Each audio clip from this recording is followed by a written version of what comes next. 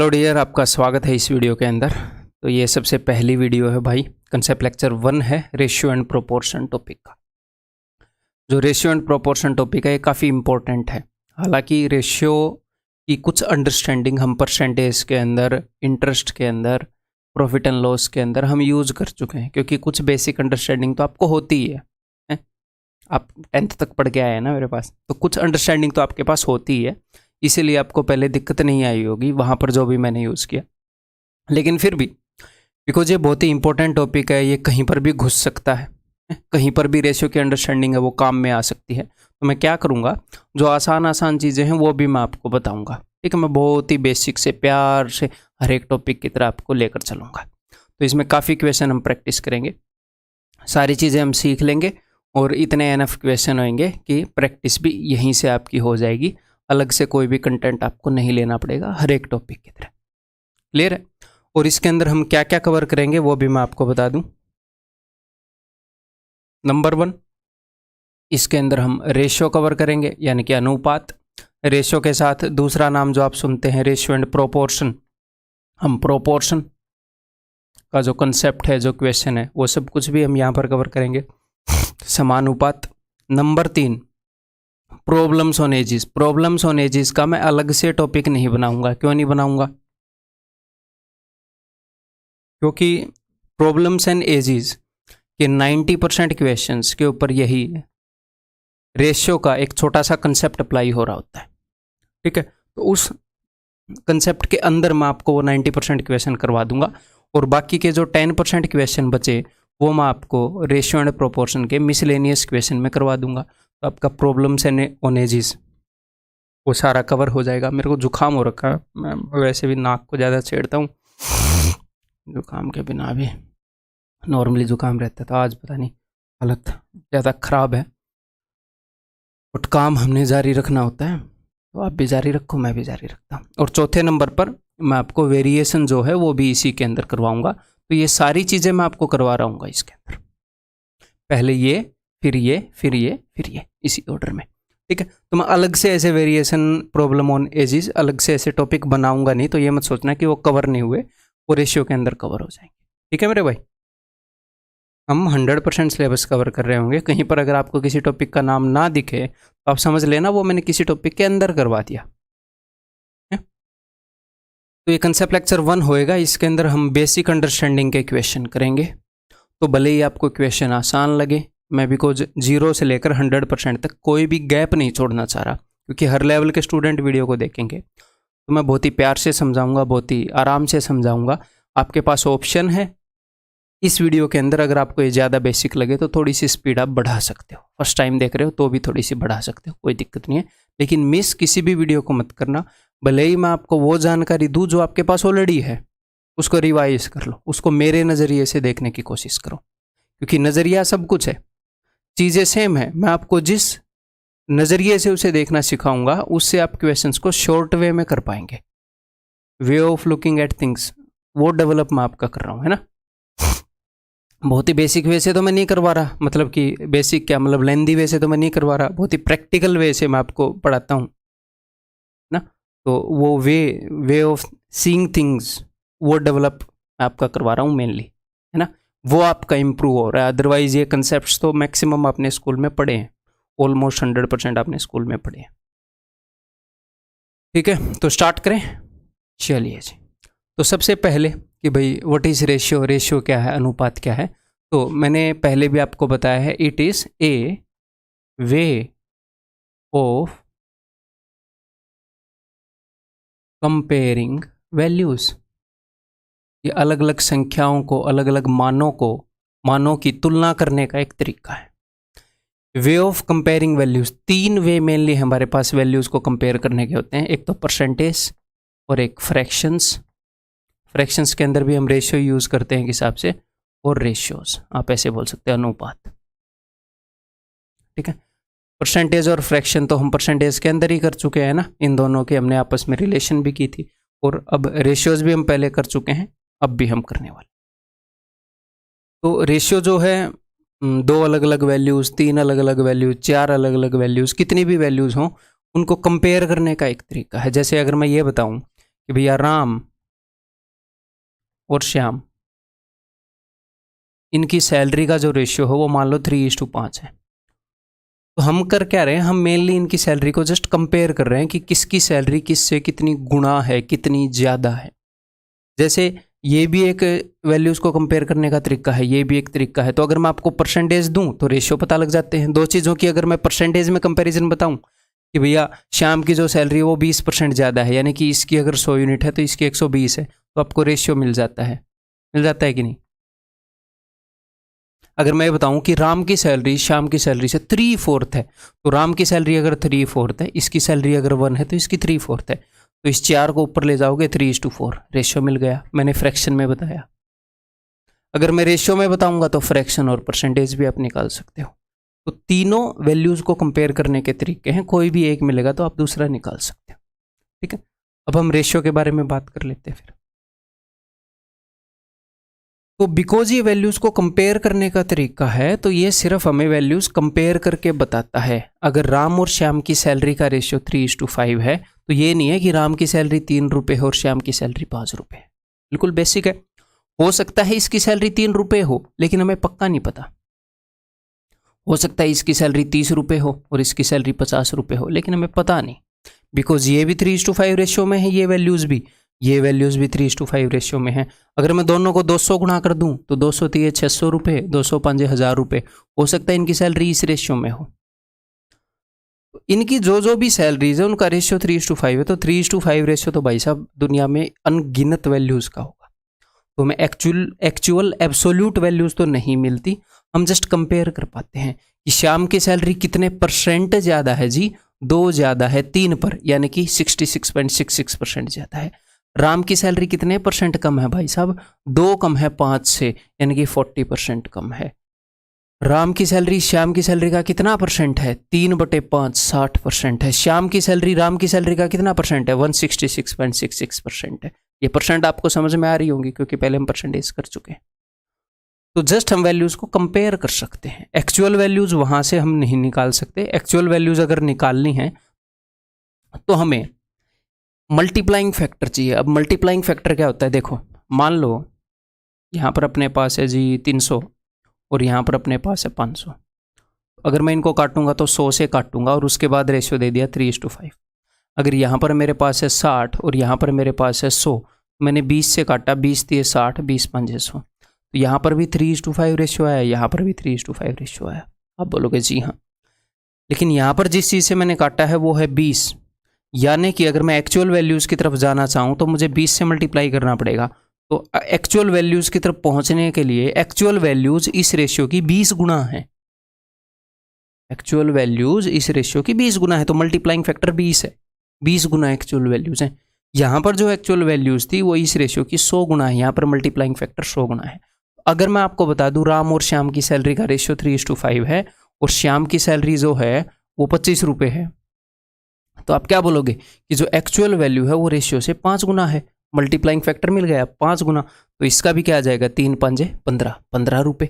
इन दोनों का डिफरेंस क्या है, 2 यूनिट, तो 2 × 5 10 यूनिट का डिफरेंस हो जाएगा।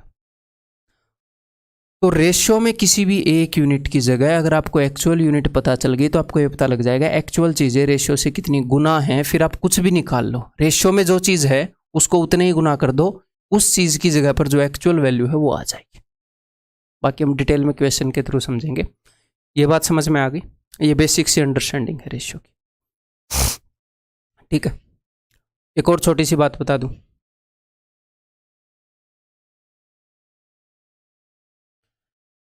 एक और छोटी सी ये बात है भाई, कभी कभी ऐसे बोला जाता है कि मान लो हमारे पास कोई केक है, केक को मैंने राम और श्याम में 3:5 रेशियो में बांट दिया, तो इसका सीधा मतलब ये होता है कि पूरे केक को 5 और 3, मतलब राम को अगर 3 टुकड़े मिले हैं तो श्याम को 5 टुकड़े मिले हैं, तो 5 और 3 टोटल कितने टुकड़े हैं, टोटल टुकड़े हो गए जी 3 + 5 8। तो अगर पूरे केक को 8 टुकड़ों में, 8 बराबर टुकड़ों में 8 इक्वल पार्ट्स में बांटा गया, उसमें से 3 राम को दे दिए, 5 श्याम को दे दिए, 3:5 रेशियो में हो गया। तो राम को टोटल केक का कितना हिस्सा मिला, तो राम को हिस्सा मिला है भाई साहब 8 टुकड़ों में से 3, 3/8। श्याम को कितना मिला, श्याम को मिला है 5/8। अगर मैं आपको ये बता दूं कि जो पूरा केक था वो था भाई साहब 16 किलो का, तो मैं पूछना चाहूँ राम को कितना मिला, तो आप बोलोगे कि 8 में से 3 3/8 मिला, जितना भी था हमें पता नहीं, उसका 3/8 मिला, यानी कि इसको मिला है 6 किलो। श्याम को कितना मिला, श्याम को 5/8 मिला, यानी कि इसको मिला है 10 किलो केक। ठीक है, क्लियर है। अब आगे बढ़े, ये मोर देन एनफ है इतनी अंडरस्टैंडिंग। बताओ फिर, बहुत ही बेसिक आसान क्वेश्चंस करेंगे पहले वाले कंसेप्ट लेक्चर के अंदर, लेकिन फिर भी आपने सारी वीडियो को देखना है, मेरे नज़रिए से चीज़ों को देखना है ताकि आगे कोई प्रॉब्लम ना आए। A sum of money rupees 4200 is distributed among Amar and Madan in this ratio. What is the part of Madan? Madan का कितना पार्ट है? तो इसको हम दो तरीके से देख सकते हैं कि टोटल मनी 9 और 5 14, अगर टोटल मनी 14 यूनिट था उसमें से 9 यूनिट हमने अमर को दे दिए, 5 यूनिट मदन को दे दिए, तो मदन को कितने मिले? 5 यूनिट 14 में से। तो टोटल मनी का कितने फ्रैक्शन मिला उसको? 5/14 इतना हिस्सा। और टोटल मनी कितना है ये? तो 14, ये 42, 5 थी 15, 1500 रुपये मिले। बहुत ही सिंपल, कुछ नया मैं नहीं बता रहा यहाँ पर, ये अंडरस्टैंडिंग आपके पास पहले भी होगी। ठीक है, और दूसरा हम कैसे देख सकते हैं कि टोटल मनी के 14 टुकड़े किए हैं, तो उसमें से 9 टुकड़े इसको दिए, 5 टुकड़े इसको, तो टोटल मनी इतना है, तो यानी कि 14 टुकड़ों की वैल्यू ये है, 14 यूनिट की वैल्यू ये है, तो 1 यूनिट की वैल्यू क्या होगी जी? ये हमने कितने यूनिट की वैल्यू निकालनी है? हमने वैल्यू निकालनी है भाई मदन को मिले हैं 5 यूनिट, 5 यूनिट की ये 1 यूनिट की वैल्यू है, तो गुणा में 5।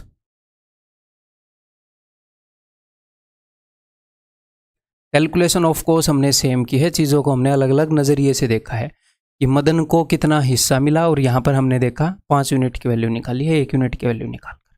इसमें क्या फ़ायदा? इसमें यह फ़ायदा है कि अगर वो कल को बोलेगा इन दोनों के बीच में जो रुपए बांटे हैं उनका डिफरेंस बताओ, तो उनका डिफरेंस है 4 यूनिट, तो यहाँ पर मैं 4 कर दूंगा।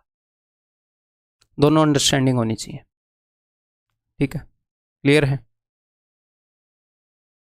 ये बताओ तो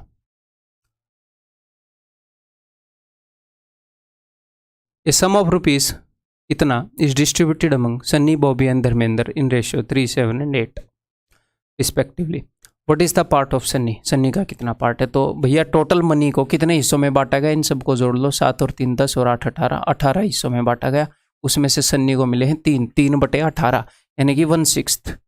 अब मन ही मन में 1/6 देख सकते हो, आप बोलोगे जी सर, तो 3/18 किसके? इसके। मन ही मन में अगर 1/6 देख सकते हो तो इस क्वेश्चन को 6 को इससे एंटली डिवाइड कर सकते थे। 6 7 42, 6 3 18, 6 5 30, 735 रुपये। ठीक है, क्लियर है? ये देखो, बताओ, मेंटली बताना है।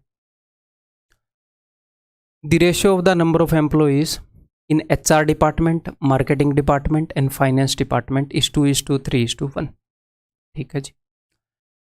If the total number of employees in these 3 departments form 60% of the total employees, इन तीनों डिपार्टमेंट के अंदर जो एम्प्लॉई हैं वो टोटल एम्प्लॉइज का 60% है। Okay, what percent of the employees of that company is in HR department? HR department में total का कितने परसेंट है? तो देखो, टोटल का 60% जो एम्प्लॉइज हैं, टोटल का 60% जो एम्प्लॉइज हैं, उनको अगर मैं 3 हिस्सों में बांटता हूँ, HR, मार्केटिंग एंड फाइनेंस, तो 2:3:1 ये रेशियो आता है। ठीक है, तो अब हमसे पूछा है what percentage of the employ of that company is in HR? HR में कितने बंदे हैं? तो भाई साहब सिंपल सी बात है ना, इस 60% को इस रेशियो में बांट दो। इस रेशियो में बंदे हैं तो ये परसेंटेज भी इसी रेशियो में बटेगा। अगर मैं आपको रुपए में चीज़ दूं तो रुपए भी ऐसे ही बटेंगे, डॉलर में दूं तो डॉलर भी ऐसे ही बटेंगे। मतलब अगर डिफरेंट चीज़ें हो गई वो बटेंगी तो इसी रेशियो में। तो इसने परसेंटेज में बोल दिया और परसेंटेज में पूछ लिया, तो देख लो 3 और 2 5 और 1 6, यहाँ पर 2/6 होएगा, या फिर 3 और 2 5 और 1 6, 6 यूनिट, 6 यूनिट की वैल्यू है 60%, तो रेशियो से 10 गुना है। तो HR में 20% है टोटल के, इसमें 30% है टोटल के, इसमें 10% है टोटल, 10 गुना है ना, इसमें 10% है टोटल के। क्लियर है? तो यहाँ पर आपको ऐसे टोटल एम्प्लॉय निकालने की जरूरत नहीं है। यहाँ पर आंसर क्या हो जाएगा? HR में टोटल के 20% है, या फिर 60% का 2/6 यहाँ पर था। मेरे को इस वीडियो में तो ज़बरदस्त पसीने आने वाले हैं क्योंकि लाइट चली गई है। मैंने जैसे ही वीडियो रिकॉर्डिंग स्टार्ट करी और एसी को मैंने इन्वर्टर पर नहीं करवाया है। करवा सकते हैं, इतना बड़ा इन्वर्टर रखवा लिया, लेकिन फिर भी कहीं ना कहीं मन में डर रहता है कि बिना एसी के चल जाएगा। अगर ये सारा सिस्टम बंद हो गया और मान लो मैंने 1.5 घंटे बोल दिया, 2 घंटे बोल दिया, वीडियो बना दी और एंड में सब कुछ बंद हो जाए, दिल टूट जाएगा बुरी तरीके से। दोबारा से अगर वीडियो बनानी पड़ेगी तो वो मज़ा नहीं आता जो फ्रेश आता है, जब मैं आपको पहली बार बता रहा हूँ ये चीज़। बोर हो जाऊंगा मैं सेम 1.5 घंटे की चीज़ को दोबारा बोल के। मूवी को दूसरी बार देखते तो वो मज़ा नहीं आता ना, तो मूवी को दूसरी बार बनाने में भी मज़ा नहीं आएगा। ये देखो, the sum of money distributed among A, B and C in the ratio this. If difference of A and B, A और B का डिफरेंस ये है, then what is the share of C? तो एक सम को A, B और C में इस रेशियो में बांट दिया गया। यहाँ पर मैं लिखूंगा नहीं क्योंकि आपको एग्जाम में भी लिखने की जरूरत नहीं है। ए बी और सी में इस रेशियो में बांट दिया, तो इसने क्या बताया है, difference of A and B. तो ए और बी में कितने का डिफरेंस है, तो ए और बी में डिफरेंस है जी 4 यूनिट का, 7 में से 3 गए 4, ए और बी में 4 यूनिट का। 4 यूनिट की वैल्यू इसने बता दी, तो 1 यूनिट की वैल्यू क्या होगी, तो 1 यूनिट की वैल्यू होगी ये रेशियो में जो 4 यूनिट है उसकी वैल्यू बता दी, 1 यूनिट की वैल्यू ये हो जाएगी। हमने निकालना क्या है, हमने निकालना है what is the share of C, C का शेयर कितना है, तो सी का शेयर तो जी 5 यूनिट है, तो गुणा में 5 कर दो, ये सिंपल सी बात है। 19 5 95, 95 100 विल बी द आंसर। ठीक है जी, बहुत ही आसान क्वेश्चन है, ये बताओ।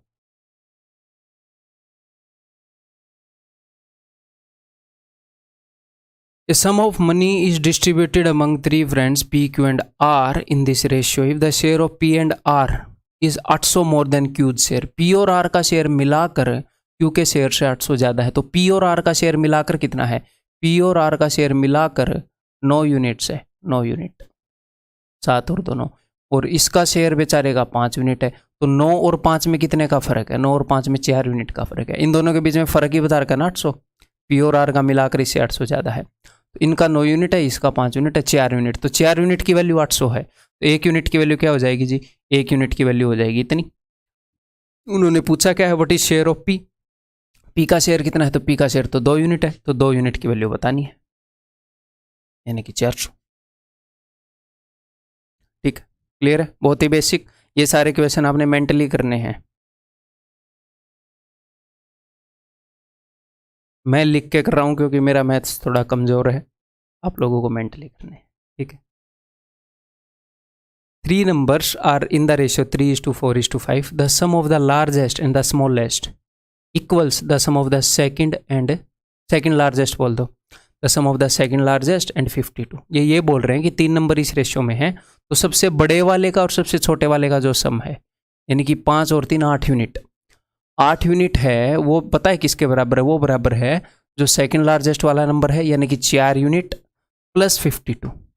तो इसका मतलब क्या है, 4 यूनिट में क्या जोड़ू कि 8 यूनिट आ जाए, आप बोलोगे सर 4 यूनिट, यानी कि 52 जो है ये 4 यूनिट की वैल्यू है, 1 यूनिट की वैल्यू, तो रेशियो में अगर 4 यूनिट है तो एक्चुअल में 52, तो 13 गुना हो गया ना, 13 चौके 52, एक्चुअल वैल्यूज 13 गुना है रेशियो से। अब उसने पूछा क्या है, स्मॉलेस्ट नंबर, तो स्मॉलेस्ट नंबर तो 3 है जी, तो 13 3 39, तो smallest number will be option C. ठीक, तो ये क्वेश्चन मैंने इसलिए लिए हैं कि वो बेसिक अंडरस्टैंडिंग को कैसे चेक करता है आपकी को रेशियो के अंदर।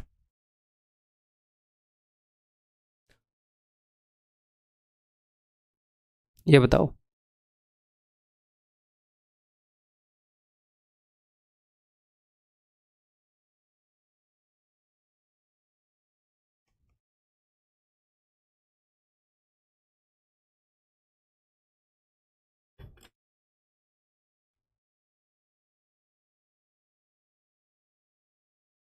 एक 120 students appeared in a test. Which of the following cannot be the ratio of failed student to pass student? failed और pass का रेशियो कौन सा नहीं हो सकता, तो देखना पड़ेगा ना कौन सा नहीं हो सकता, सारे ऑप्शन चेक करने पड़ेंगे। तो मान लो फेल और पास का ये रेशियो है, तो इतने फेल हुए इतने पास हुए, तो टोटल स्टूडेंट कितने हो गए, 8 हो गए। टोटल स्टूडेंट यहाँ पर हैं 8 यूनिट, और एक्चुअल में कितने हैं 120, तो 8 का कितने गुना है, ये 15, एक्चुअल में 15 8 120 होता है ना 15, तो 15 3 45 और 15 5 75, एक्चुअल स्टूडेंट ये आ गए। ये रेशो हो सकता है अगर 45 फेल हो 75 पास हो। ठीक है, सेकंड वाला देखें। टोटल स्टूडेंट कितने हैं? टोटल स्टूडेंट हैं जी 10, 9 और 1 10, तो 10 का कितने गुना है? ये 12 गुना। इनका 12 गुना करोगे आ जाएंगे। ठीक है, ये क्या है? 7 और 5 12, टोटल स्टूडेंट 12 हैं, तो ये कितने गुना है? 10 गुना, तो 50 और 70 आ गए। ठीक है, 11 और 5 16, तो ये 16 का कितने गुना है? तो ये 16 का इंटीजर गुना नहीं है। इंटीजर गुना मतलब ये नहीं है कि 5 गुना 7 गुना, ये 16 का कितने गुना है देखें जरा एक बार। 4 3 12, 4 चौके 16, 2 दूनी 4, 2 5 10, 15/2 गुना है। 16 यूनिट की वैल्यू है 15/2 यूनिट। ठीक है, तो अब ये 5 का कितने गुना होगा? देखो 5 का ये इतने गुना होगा। तो इससे क्या होएगा कि ये जो स्टूडेंट है ये क्या आ जाएंगे? ये आ जाएंगे फ्रैक्शन में 75/2, 37.5 स्टूडेंट। तो बंदे तो ऐसे होते नहीं कि भाई 37.5 बंदे हैं, सर तुम्हारी क्लास में कितने बंदे हैं? 38.5 बंदे हैं। बेशक से ऋतिक को एक एक्स्ट्रा अंगूठा था, उसको एज ए एक ही पर्सन काउंट किया जा रहा था ना? तो आपने ऐसे नंबर ऑफ स्टूडेंट नहीं निकालने हैं एग्जैक्टली, आपने सिर्फ ये देखना है कि 5 और 3 8 है, 8 से डिविजिबल हो रहा है जी, हो रहा है, इसका मतलब फ्रैक्शन में नहीं आएंगे स्टूडेंट, ये हो सकता है, इसका मतलब ये उत्तर नहीं है। 9 और 1 10, 10 का ये मल्टीपल है, तो ये ऑप्शन भी हो सकता है। 7 और 5 12, 12 का ये मल्टीपल है, तो ये भी आंसर मतलब कि इस अनुपात में भी हो सकते हैं बंदे। 11 और 5 16, 16 का तो ये फ्रैक्शन में है, तो this will be your answer. ये आंसर है, इस रेशियो में वो नहीं बढ़ सकते। क्लियर है? ठीक है, फिर मैंने ये इतने डिटेल में क्यों समझाया? ये मैंने इतने डिटेल में इसलिए समझाया है कि कभी कभी एग्जामिनर जो है ना वो ज़्यादा शाना भी बन जाता है।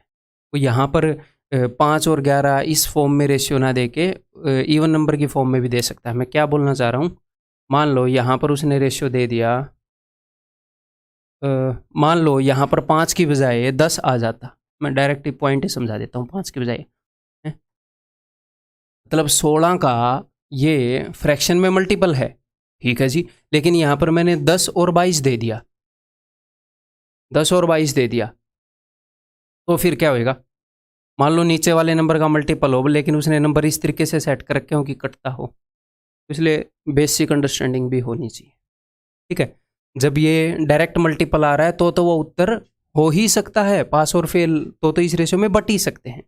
लेकिन जब ये फ्रैक्शन में आ रहा है, मान लो एक ही है जो फ्रैक्शन में आ रहा है, तो उत्तर मान लो 2 है जो फ्रैक्शन में आ रहे हैं, तो हो सकता है एक में ज़्यादा दिमाग लगा रखा उसने, इसे कर रखा। ठीक है, ये बताओ।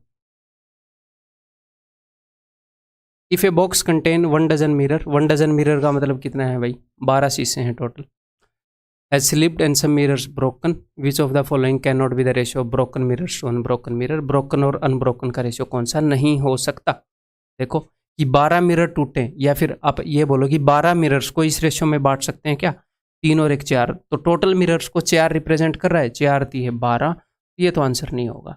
7 और 5 12, 12 का ये मल्टीपल है, तो ये तो आंसर नहीं होएगा, इस रेशियो में हो सकते हैं। 2 और 3 5, 5 इसको डिवाइड कर सकता है? नहीं, तो दिस इज द आंसर। ठीक है जी, क्लियर है? बहुत ही बेसिक क्वेश्चन है, बहुत ही बेसिक कंसेप्ट है।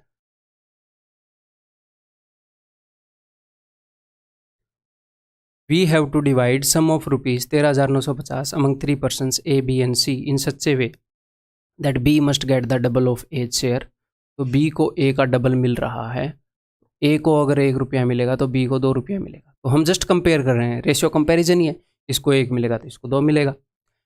And C must get ₹50 less than double of B, और C को B के डबल से 50 कम मिलने चाहिए। अब देखो यहाँ पर आप इसको 4 - 50 भी कर सकते हो, लेकिन ये क्या है? ये है रुपए, और ये क्या है? ये है रेशियो की यूनिट, ये है रेशियो की वैल्यूज। तो आप 4 रुपये और $50 नहीं जोड़ सकते, करेंसी अलग अलग करेंसी को नहीं जोड़ सकते। तो इसलिए यहाँ पर हम क्या करेंगे? इसलिए यहाँ पर हम ऐसे लेंगे, A के पास हमने 1x दिए, B के पास 2x दिए, तो C के पास होंगे इसके डबल से 50 कम, यानी कि 4x - 50। ठीक है, समझ में आ गई बात? अब उसने कितने रुपए बांटे थे भाई? 13,950 बांटे थे, यानी कि अगर मैं इन सब का सम कर दूं तो 13,950 हो जाए। तो इस 50 रुपये को मैं उधर ले जाऊंगा, उधर जाकर हो जाएगा 14,000। 4 और 2 6 और 1 7, 7x की वैल्यू है 14,000, 7 दूनी 14, तो x की वैल्यू आ गई 2,000। का पूछत रहे यहाँ पर हमसे the share of A will be, तो A का शेयर है जी 1x, 1x की वैल्यू तो यहाँ पर है 2,000, तो आंसर इस। ठीक है, क्लियर है? बहुत ही आसान क्वेश्चन। ऐसा ही एक और आसान क्वेश्चन,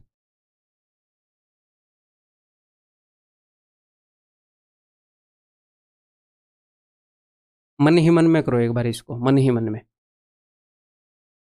आप जब इन क्वेश्चंस को मेंटली करेंगे तो ये नहीं है कि एग्जाम में आपने पेन नोटबुक नहीं यूज़ करना, ऑफ कोर्स वहाँ पर हम यूज़ कर रहे होंगे, लेकिन जब आप मेंटली ज़्यादातर क्वेश्चंस को करने की कोशिश करेंगे तो उससे फ़ायदा क्या होगा, आप अगर क्वेश्चन 5 स्टेप्स में होता है तो आप करोगे 5 ही स्टेप्स, आप स्टेप्स को स्किप नहीं कर सकते। कई बार ये बोलते हैं ना स्टेप्स को स्किप नहीं कर सकते। आप लिखोगे 3 स्टेप और आप मेंटली कर जाओगे 2 स्टेप्स को। होएगा क्या, लिखने में टाइम वेस्ट होता है ना, सोचने में तो दिमाग बहुत तेज सोचता है। अगर मैं बोलूँ 3 + 2 कितना होता है, आप लिख के बताओ तो बताओ कितना टाइम लग रहा है। 3 + 2 = 5। अब मैं बोलूँ 3 + 2 5, इसमें ज़्यादा टाइम लगा। तो आप कभी भी स्टेप्स को स्किप नहीं कर पाओगे। आपको क्या लग रहा है, मतलब स्टेप स्किप कर जाएंगे? कैसे स्किप कर जाएंगे भाई, बिना मतलब कि स्टेप के आप आगे कैसे पहुंच जाओगे? जब हम फास्ट कर रहे होते हैं तो हम कुछ स्टेप्स को मेंटली कर देते हैं। जितने ज़्यादा स्टेप्स को मेंटली कर पाएंगे उतना ही फास्ट हो जाएगा। अगर हम क्वेश्चंस को मेंटली करने की कोशिश करेंगे यहाँ पर प्रैक्टिस करते वक्त, भले ही वो 10 सेकंड ज़्यादा लेकर हो रहा हो स्टार्टिंग में आपसे मेंटली करने के लिए, लेकिन आपकी वो कैपेसिटी डेवलप होएगी, फिर स्टेप्स जो हैं वो स्किप होने लग जाएंगे, यानी कि लिखना स्किप होने लग जाएगा धीरे धीरे धीरे धीरे धीरे धीरे। कम लिखोगे यानी कि तेज आएगा उत्तर, यही है। अब बंदे क्या करते हैं, सब कुछ लिख रहे होते हैं, वो मेंटली नहीं कर पाते हैं, वो लिखते हैं, लिखने का सहारा लेते हैं, इसलिए टाइम लगता है उनको। तो जो भी मैं आपको क्वेश्चन बताऊं उसका मैक्सिमम पोर्शन मेंटली करने की कोशिश किया करो, भले ही ज़्यादा टाइम लग जाए। अगर सारा क्वेश्चन मेंटली हो सके तो मेंटली करो, कोई दिक्कत नहीं है। सीखने में टाइम लगता ही लगता है, ठीक है। उसेन बोल्ट पैदा होते ही नहीं भाग लिया था कि डॉक्टर भी उसके पीछे भाग रहे हैं, उसेन बोल्ट पैदा हुआ, भाई पैदा होते ही भाग लिया, टाइम लगता है चीज़ों। An amount of rupees 1300 is distributed to 3 persons A, B and C such that the amounts received by A and B were in this ratio। तो भाई ये रुपए बांट दिए इस तरीके से, ए और बी को जो अमाउंट मिला वो 3 और 4 इस रेशियो में है, और सी को जो रुपए मिले वो ए से 100 ज़्यादा मिले, बिकॉज रुपए आ गए हमारे कंडीशन में, मैंने एक्स मान लिया। ए से इसको 100 रुपये ज़्यादा मिले यानी कि 3x + 100, और टोटल कितने रुपए बांटे गए थे, अगर मैं इन तीनों को जोड़ूँ तो टोटल 1300 रुपये बांटे गए थे। इस 100 को मैं उधर लेकर जाऊँगा तो ये हो जाएगा जी 1200, 3 और 3 6 और 4 10, 10x की वैल्यू 1200 है, x की वैल्यू आ गई 120। How much amount did B get, B को मिला था 4x, इसका 4 गुना यानी कि 480, तो 20 का 4 गुना यानी कि 480, ठीक। अब कई लोगों को यहाँ पर ये आदत होती है कि 4x = तो होगा क्या, ये जो आदत है ना, ये आदत नहीं छूटेगी। मैं ये नहीं बोल रहा कि उस बंदे के अंदर कैपेबिलिटी नहीं है इंटू 4 करने की, वो कैपेबिलिटी लगभग सब में ही होगी, लेकिन उसने ये आदत बना ली। तो सब आदत क्या होती है, जब आप अनकॉन्शियसली किसी काम को करते जाएं, किसी को कोई चीज़ की आदत पड़ गई तो वो एफर्टलेसली बिना सोचे समझे, उसकी नेचर ऐसी बन गई कि वो उस काम को कर देता है कि इसकी ये आदत है। जब आप कोई आदत बनाओगे तो क्या होएगा, आप कॉन्शियसली उसको उसके उल्टा जा नहीं पाओगे। तो हमें आदत किस चीज़ की बनानी है, जो हम एक्चुअल में अचीव करना चाह रहे हैं। आदत किस चीज़ की बनानी है, आदत बनानी है कि क्वेश्चन को ठीक सॉल्व करें फर्स्ट अटैम्प्ट में, क्योंकि पेपर में हम यही चाहते हैं कि हम फर्स्ट अटैम्प्ट में सॉल्व करें। तो यहाँ पर हमने क्या करना है, हमने हड़बड़ाहट में क्वेश्चंस को सॉल्व नहीं करना, शांति से करना है, पूरे फोकस के साथ करना है। जो भी आप करोगे फोकस डालने की आदत बन जाएगी, ठीक करने की आदत बन जाएगी, मेंटली करना है, मेंटली करने की आदत बन जाएगी है? अगर हम आदत डाल पाए जो हम पेपर में करना चाह रहे हैं उस चीज़ की, तो पेपर में हम अच्छा ही करेंगे। आपको आदत डालने के लिए 6-7 महीने अगर आपने ट्राई किया तो धीरे धीरे आपकी आदत डल जाएगी, सिंपल सी बात है ना। और आपने आदत डाल ली बवंडर मचाने की, हड़बड़ाहट में गलत क्वेश्चन मारने की, तो कॉन्ग्रेट्स, वो भी आदत डल जाएगी। जो भी करोगे आदत उसी की डल जाएगी। आपको ये देखना कि आदत किस चीज़ की डालनी है, समझ गए।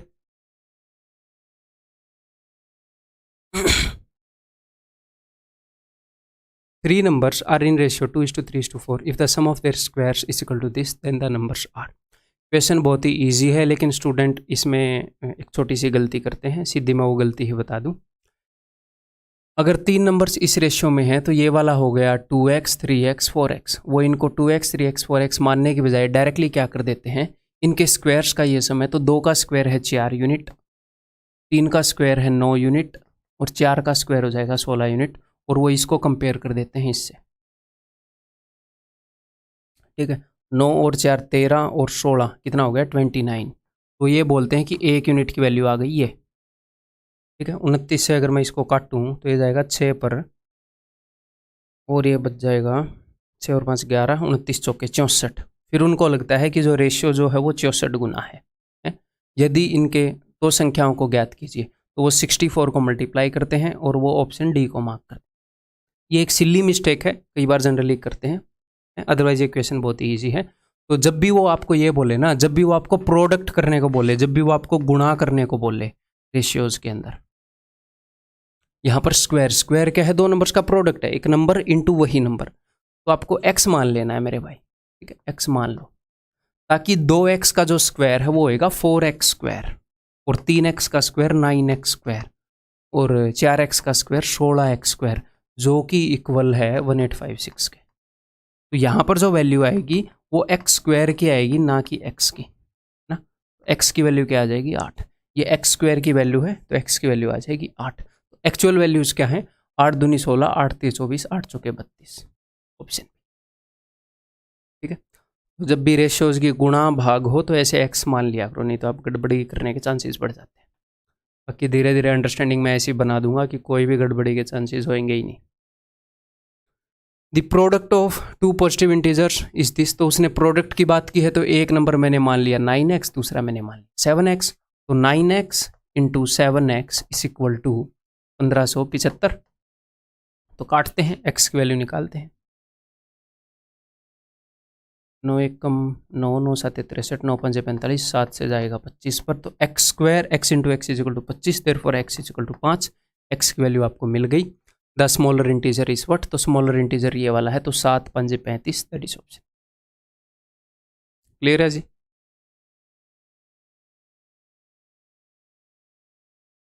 ये बताओ, if A number is divided by the other number the division is 3:5। जब एक नंबर को दूसरे नंबर से डिवाइड किया जाए, तो यानी कि एक नंबर को दूसरे नंबर से डिवाइड किया गया तो 3/5 आया। इसका मतलब क्या है, इसका मतलब है जैसे मान लो मैं 20 को डिवाइड करूँ 25 से, तो 5 चौके 20, 5 5 25, यानी कि एक हिसाब से इनका रेशियो आ गया 20 और 25 का है। तो ये दो नंबर्स का रेशियो है, अगर एक नंबर 3 है तो दूसरा नंबर 5 है। ठीक है, इफ़ देयर डिफरेंस इज 28, तो अगर ये दो नंबर्स का रेशियो है तो इनका डिफरेंस क्या है, 2 यूनिट है, और 2 यूनिट की वैल्यू कितनी बता रहे हैं, 2 यूनिट की वैल्यू बता रहे हैं 28 यूनिट, यानी कि 14 गुना है एक्चुअल चीज़ है रेशियो से। क्या पूछ रहे हैं, what is the bigger number, तो बिगर नंबर ये वाला है, एक्चुअल चीज़ है 14 गुना है, तो 14 5 70, तो bigger number is 70, option C. ये सारे क्वेश्चन, मोस्टली क्वेश्चन मेंटली आपको करने चाहिए थे, बहुत कम लिख के। ये तो मेंटली हो गया, जैसे इसमें हो सकता है काटने के लिए आप लिख लो, इसमें काटने के लिए आप लिख लो, लेकिन बहुत कम लिख के आपको करना है। ठीक है, ये भी करो।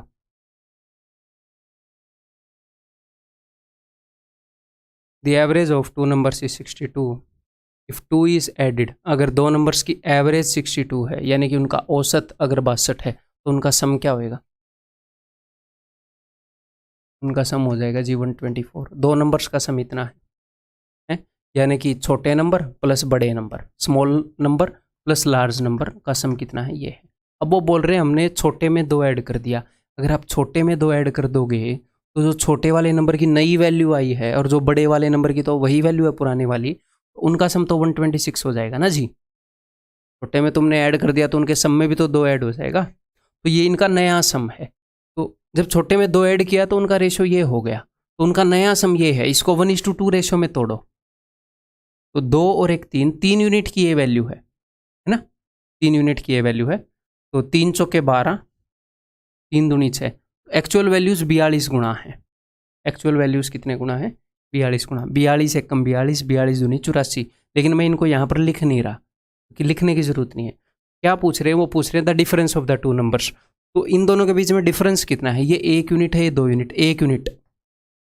1 यूनिट की वैल्यू क्या होगी 42, क्योंकि एक्चुअल चीज़ है 42 गुना है, तो यहाँ पर 42 मत मार देना, गलत हो जाएगा।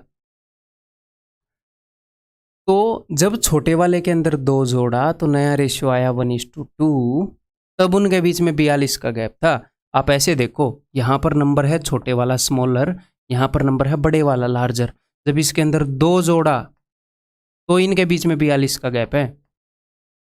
एक्चुअल में कितने का गैप होगा? एक्चुअल जो छोटा और लार्ज है, 2 और ज़्यादा का गैप होगा, 44 का गैप होगा।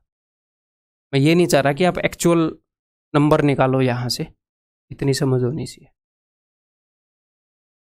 जब इसमें 2 जोड़ दिया था तब ये एक नई जगह पर पहुंच गया था, तो उसमें और इसमें 42 का गैप था। ये एक्चुअल में तो 2 स्टेप पीछे है, तो 44 का गैप। अगर आपको एक्चुअल नंबर निकालने तो आपको पता है 2 और 3, इसका 42 टाइम्स है, तो ये 42 है, ये 84 है। ये 2 जोड़ने के बाद आया है तो एक्चुअल नंबर क्या होएगा? 40 होएगा। 2 जोड़ने के बाद आया है ना छोटे वाला, तो इन दोनों के बीच में डिफरेंस देख लो, 44 का है, वही आएगा 42 + 2 44। ठीक है जी, क्लियर है? ये करो फिर।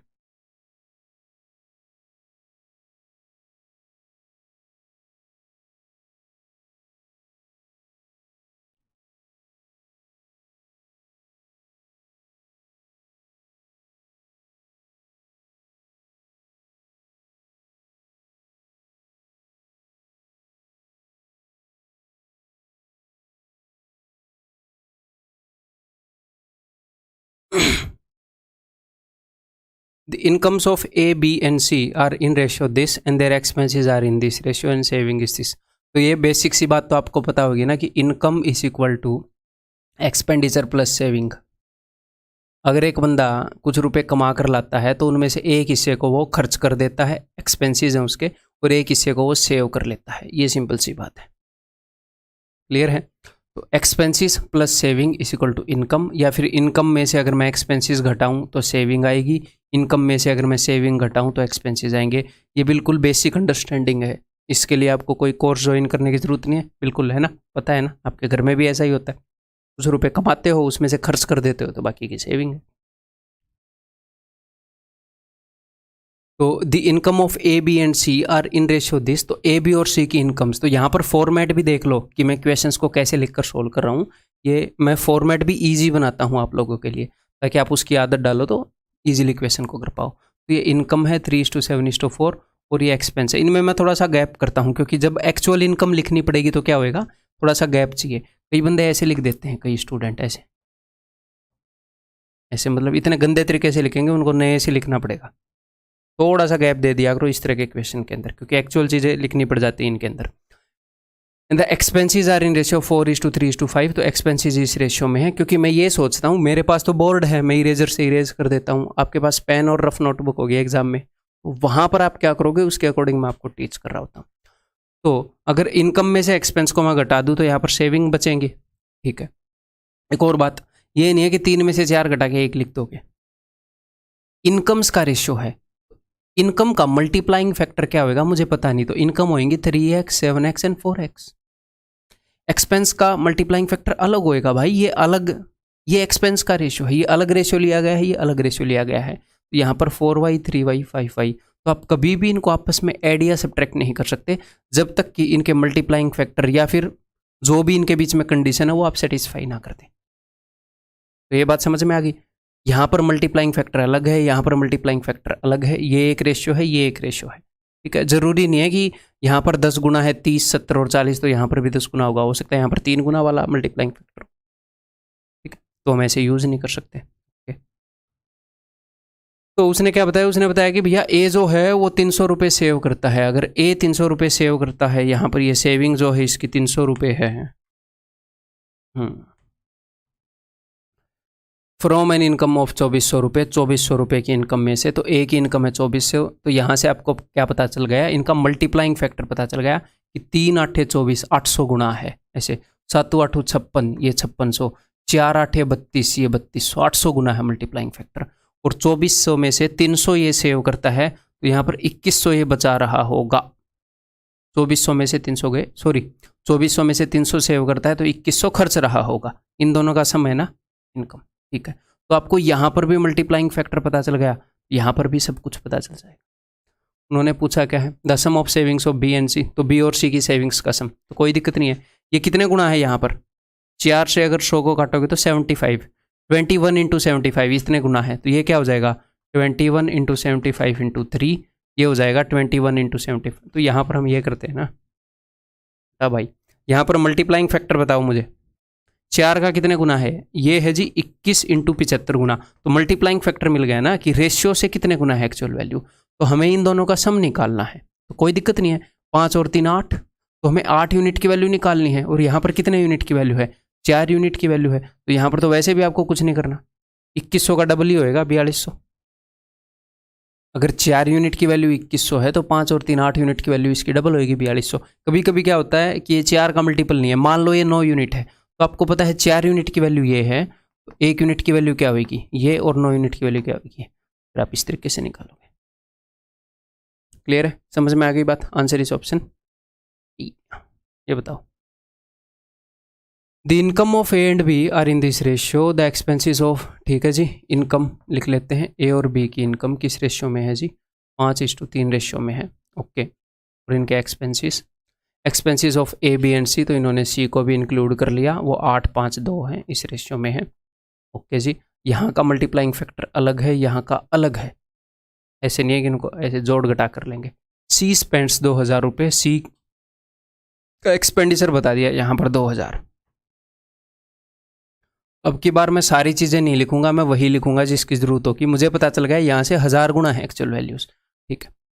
सी स्पेंड्स ₹2000 एंड बी सेव्स ₹700, और बी जो है वो 700 रुपये सेव करता है, तो यहाँ पर सेविंग है, तो बी सेव कर रहा है 700 रुपये, ठीक है। तो देखो, अगर 2 का ये 1000 गुना है तो 5 का 1000 गुना कितना हो जाएगा जी, 5000। तो ये 700 सेव कर लेता है, 500 खर्च कर देता है, यानी कि 5000 + 700 5700। इसकी जो इनकम है वो 5700 है। तो 3 की जगह 5700 है, कितने गुना है जी, 19 गुना है, सॉरी 1900 गुना है, 19 × 57 1900 गुना है। मुझे निकालना क्या है, देन ए सेव्स, ए कितना सेव करता है, तो मुझे यहाँ पर आना है, ए कितना सेव करता है। तो ये 3 का 1900 गुना है, तो 5 का 1900 गुना 9500, 19 × 57 19 × 5 = 95, ठीक है। तो ये 5 का 5000, तो 8 का 8000, ठीक है। 9500 में से 8000 खर्च कर देता है, तो 1500 बचा लेगा भाई। This minus this is equal to 1500, answer is option. Clear है भाई, बहुत ही इजी क्वेश्चन।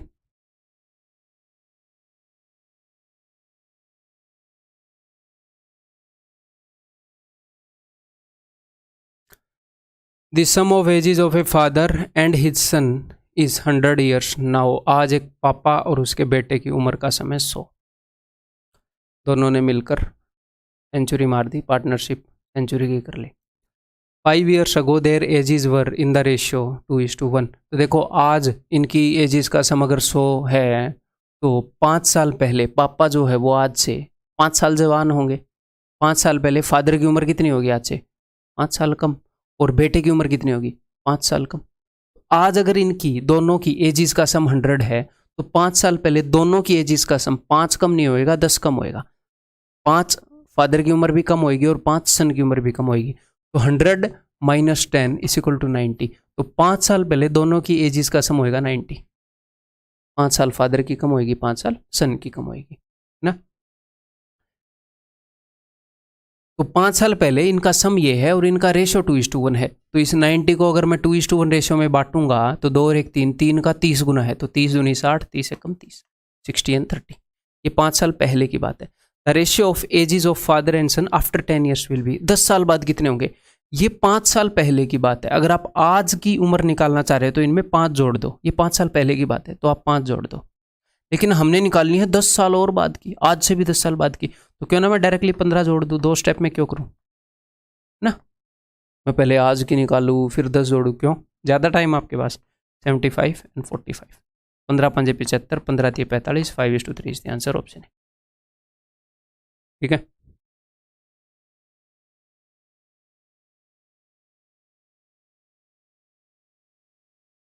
बताओ,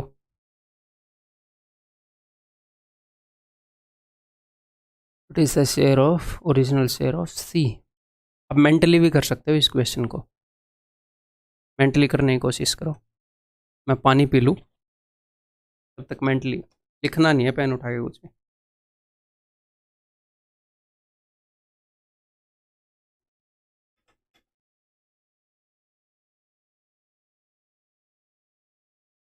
A sum of rupees 3780 is divided between A, B and C such that if their shares are decreased by this, this and this respectively, then they are in ratio. देखो ये रुपए बांट दिए 3 लोगों में, बांट दिए, फिर क्या किया, फिर उनसे रुपए छीन भी लिए। अगर उनके शेयर को इतना इतना घटा दें तो आप ये मान लो उनसे रुपए ले लिए कि भाई तू 130 दे दे मुझे, दूसरे को बोला भाई 150 दे दे, अगले को बोला भाई 200 रुपये निकाल, तो उनका शेयर कम हो गया, तो उनके पास इस रेशियो में मनी है। तो आप क्या करो, आपने एक्चुअल में इतने रुपए थोड़ी बांटे, फिर आपने स्टार्टिंग में तो इतने रुपए बांटे, फिर उनसे रुपए ले भी लिए। अब एक्चुअल में उन तीनों लोगों के पास कितने रुपए हैं, हमने कितने रुपए ले लिए हैं, 150, 15 और 13 कितना होता है 28, 280, 280 और 200 480, टोटल हमने 480 रुपये छीन लिए उनसे। अभी उनके पास 3780 रुपये नहीं है, बल्कि उनके पास 3300 रुपये हैं, छीनने के बाद की मैं बात कर रहा हूँ। इन तीनों बेचारों के पास 3300 रुपये हैं और वो इस रेशियो में है। तो 5 और 4 9 और 2 11, 11 का कितने गुना है, ये 11 का 11 3 33, 300 गुना है। 11 यूनिट की वैल्यू है 300, तो एक्चुअल वैल्यू 300 गुना है रेशियो से।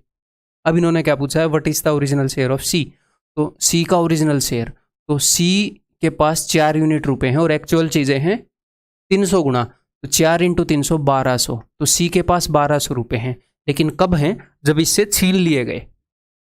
If their shares are decrease, अगर उनके शेयर घटा दिए जाएं, घटाए नहीं है वो वैसे ही मन मन में बात कर रहा है, अगर घटा दिए जाएं तो घटाने के बाद 1200 रुपये हैं, तो कितने घटाने की बात हो रही थी, 200 घटाने की बात हो रही थी सी में से, तो 1200 और 200 1400, एक्चुअल शेयर जो सी का है वो 1400 रुपये, इतना भाई साहब 1400, ठीक है।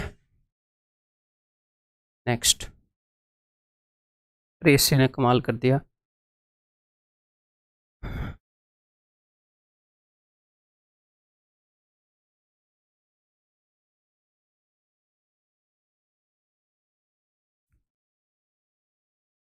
ये बताओ, बहुत बढ़िया क्वेश्चन है। Rupees 600 is divided among A B and C, rupees 40 more than 2/5 of A's share, rupees 20 more than 2/7 of B's share and rupees 10 more than 9/17 of C share are equal. ये क्या बोल रहा है, तो मैंने ये मान लिया कि 600 रुपये बांटे ना ए बी सी में, तो ए को ए रुपये मिले, बी को बी रुपये, सी को सी रुपये, क्लियर है। ये बोल रहा है ए के शेयर से 2/5, ए के शेयर के 2/5 से 40 ज़्यादा, तो ए को तो ए रुपये मिले हैं, तो यानी कि 2/5 ऑफ ए से 40 रुपये ज़्यादा इसके बराबर है 2/7 ऑफ बी से 20 रुपये ज़्यादा, और 9/17 ऑफ सी से 10 रुपये ज़्यादा। ये सारी वैल्यूज बराबर हैं, वो ये बोल रहा है, ठीक है। ए का शेयर ए यूनिट है, बी का बी यूनिट, सी का सी यूनिट, ए के शेयर के 2/5 में 40 जोड़े, ये सारे बराबर हैं, तो इनको मैंने मान लिया है जी के बराबर, ठीक है। इनको मैंने किसके बराबर मान लिया, के बराबर। तो यहाँ पर हम क्या कर सकते हैं, देखो यहाँ पर के की वैल्यू आपको मिल जाएगी ए की फॉर्म में, अगर आप इसको उससे इक्वेट करोगे, तो अगर आप इसको इससे इक्वेट करोगे तो आपको ए की वैल्यू मिल जाएगी के की फॉर्म में, बी की वैल्यू मिल जाएगी अगर आप इसको इससे इक्वेट करोगे तो के की फॉर्म में, और सी की वैल्यू मिल जाएगी इसको इससे इक्वेट करोगे तो के की फॉर्म में।